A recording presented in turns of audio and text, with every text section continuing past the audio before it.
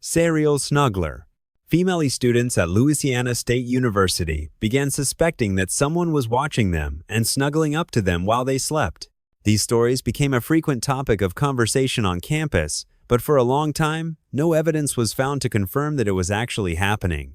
That changed in August Nelia when a Baton Rouge resident was sentenced to community service for illegally breaking into apartments to cuddle sleeping women. He would secretly enter their homes, eat their food, fold their clothes, and snuggle them while they slept. In one instance, he even made nachos, and in another, he crawled into a woman's bed and started rubbing her stomach. The judge noted that before these strange crimes, he had led a respectable life. As a result, he was sentenced to coxitoista years of suspended imprisonment, VC years of probation, coxisata hours of community service, and regular drug testing. Skin shoes. In horror movies and popular culture, items made from bones, skin, and other body parts are often depicted. Unfortunately, such cases have also occurred in real life. George Parrott, also known as Big Nose George, was a criminal in the American Wild West. He was involved in cattle theft and robbing travelers until he was caught. Eventually, he was found guilty of murder and sentenced to death by hanging. When no one came forward to claim his body, something disturbing happened. Two doctors who were present at the execution requested the body for medical research.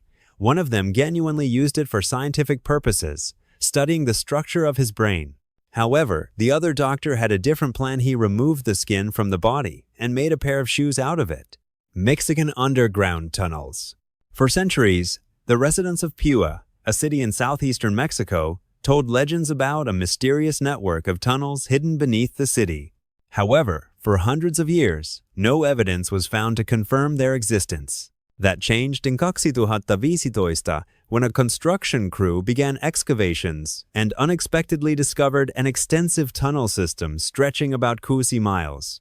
These underground passages encircled the entire city, and it is believed that they were built between the Cusitoistoth and Idixantoistoth centuries. Today, they are open to visitors and have become a popular tourist attraction. Maine's North Pond region, nestled within the Belgrade Lakes, appeared to be an idyllic paradise.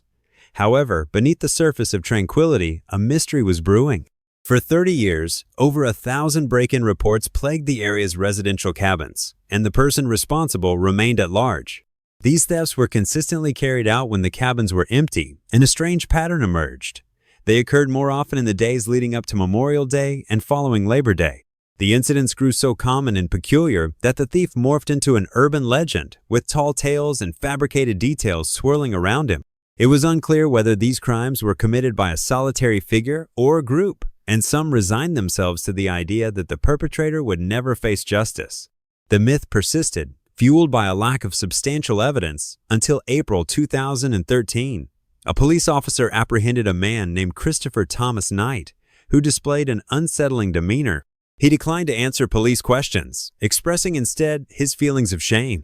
It was eventually uncovered that Knight was in fact a genuine hermit who had resided in the North Pond area for decades, completely isolated from human contact. He had only exchanged a single he with a hiker in a span of 27 years. When questioned about the duration of his isolation, he claimed to have lost track of time, stating that he'd lived that way since the Chernobyl disaster. This revelation indicated that he was just 20 when he chose a life of hermitage, a decision he never justified. His only personal item was a pair of eyeglasses, retained from his high school days. Everything else required for his survival was acquired through theft. He took extraordinary measures to circumvent human encounters and maintain his privacy, such as abstaining from fires and always traveling under the cover of night. Remarkably, he was completely unaware of the existence of the internet. Ultimately, he received a sentence of 7 months in prison. According to local sources, he currently lives a peaceful existence in rural Maine, as of now. I don't think that you will manage to click on the next video before the time runs out. You lost.